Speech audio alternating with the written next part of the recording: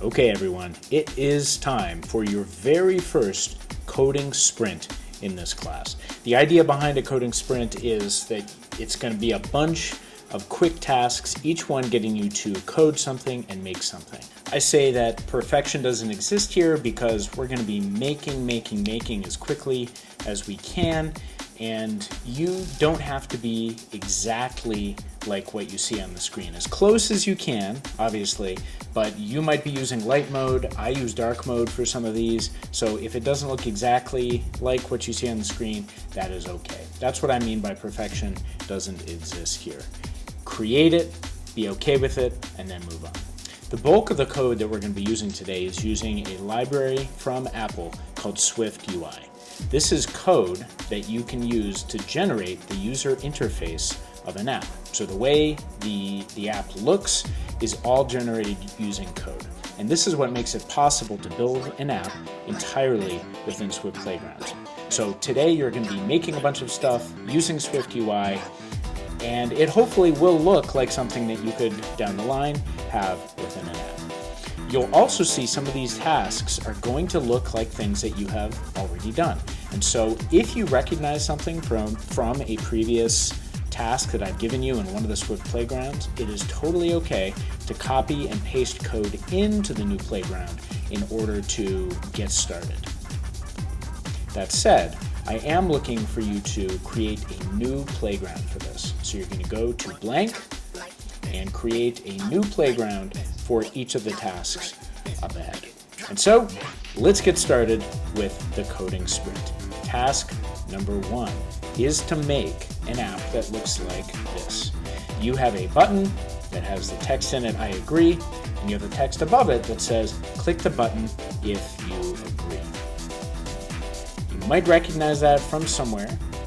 You may potentially want to open a recent playground that maybe you've used just for some inspiration as a source of information. It might be a good idea. Take some time and build this. And when you're ready, move on to the next step. Okay, task 2. Your task is to change the font color so that it's a little easier to read, because right now, if you look at the code in task 1, it's a little bit weird. It's blue. And maybe it would be better if that button was easier to read. So change the color of that text and the button too, so that it is easier to read. And that is task 2. Okay, task number 3.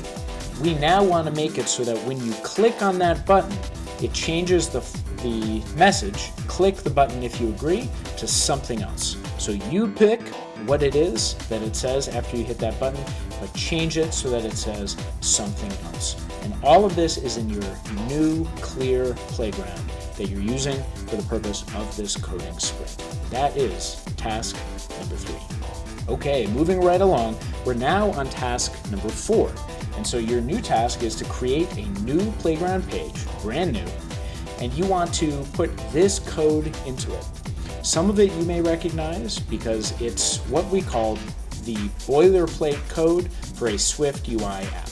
So if you want to build an app using SwiftUI, you must generally have all of the code that's on the page right now. So your task is to make a new page that has all of this code in it so that you are ready to go for the next task. That is task number 4. Okay, moving right along to task number 5. Here is another opportunity to use that boilerplate code, because now what you want to do is create a new page that uses that code from task 4. But now you want to build this vertical stack, this V stack, with the text that you can see on the screen right now. So the biggest text that is most important, and then slightly smaller, very important, smaller, important, less important, and not important. So you want to see the size of the font change as you move down. There is going to be a hint in just a moment, but I don't think you need it. So pause the video and see if you can do this without getting a hint. All right, if you haven't hit pause, I'm going to show you the hint in 5, 4, 3, 2, 1. There it is. It's not the whole thing, but it is part of it to get you thinking about what you might have to do in order to get that code just right to show that stack of text. So see if you can finish it off. That's task number 5. Okay, task number 6, you're going to duplicate the page from the previous step, but the only thing you're going to do is you're now going to take the V stack and turn it into an H stack.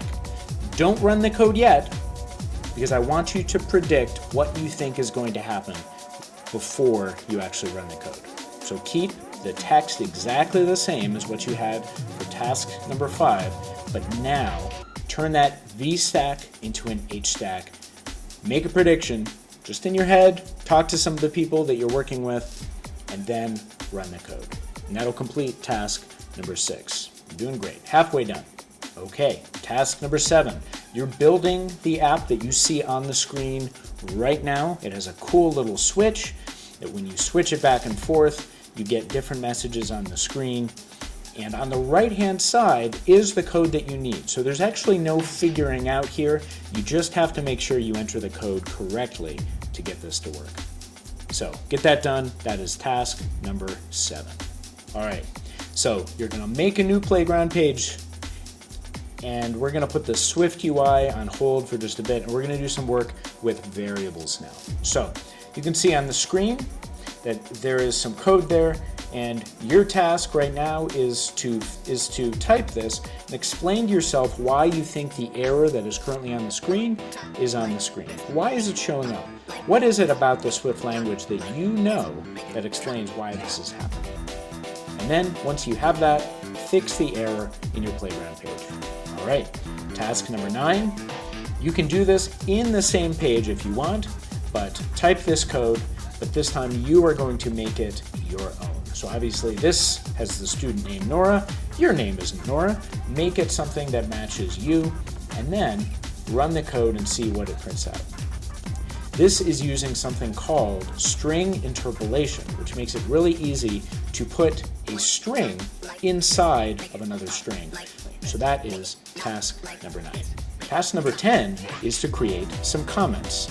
Those comments can say anything you want, but I want you to enter some comments on that same playground page that you've been using all along, and feel free to throw some emojis in there, because emojis are totally fine inside of a text comment in Swift.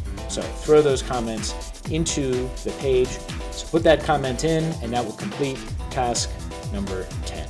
Now here is task number 11. You can see some code there. You can also see the last line with a result. We want the result to say 15, and you can see that I am taking the number of likes plus the number of thumbs down to get the number of visitors. And all I want you to do is figure out what has to be under that black box there on the screen right now to get this to actually reveal the 15. So that completes task number 11. And here we are, the last task of the coding sprint. You can see we have some code on the screen, and I want the product to be A and B. And what I would like you to do is to define the variables needed with appropriate values so that you get this in the end when you type in the var product equals A asterisk B and then print the product. So you define the variables up above and makes that run without error. And that's it. That is it for today's coding sprint. I hope this wasn't too challenging for you. If you have any questions, make sure you send them my way. Nice job.